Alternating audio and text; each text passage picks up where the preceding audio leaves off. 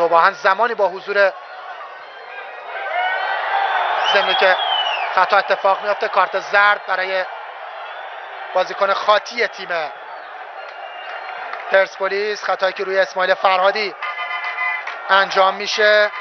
حالا تصویر آسه را خواهیم دید که محسن بنگر اومد این خطا را انجام داد. ببینید این لحظه ای هست که بنگر تک زد و تک خطرناک او هم خطا اعلام شد. فوفانو میخواد به بازی بیاد برای ذوباهن. حدادی در اسماعیل فرهادی پاس رو به جلو توی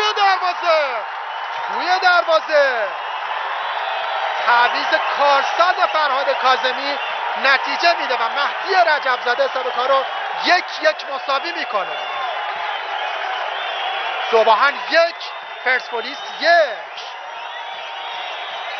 مهدی رجبزاده خوشحالی رو به ورزشگاه فولادشهر میاره و فرهاد کاظمی 1 بار به عمق خط دفاعی پرسپولیس رفتن و 1 بار هم به گل رسیدن و نیلسون تسلیم شد.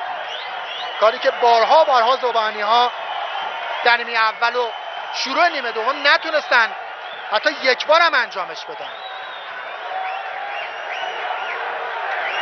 ببینیم در تصویر آسته یه پاس در خیلی عالی داد و خیلی راحت و خوبم کار رو تمام کرد مهدی رجبزاده. پاس قاسم حدادی و این هوش اسماعیل فرهادی است. چقدر بازیکن باهوشی این اسماعیل فرهادی، چه پاسی داد. انصافاً مثلثی که منجر به گل ذوباهن شد 3 بازیکن تاثیرگذار ذوباهن روش نقش داشتن. فوفانو هم به بازی اومد به جای بارژلو. دقیقه 72 ذوباهن بازی رو 1-1 مساوی کرد.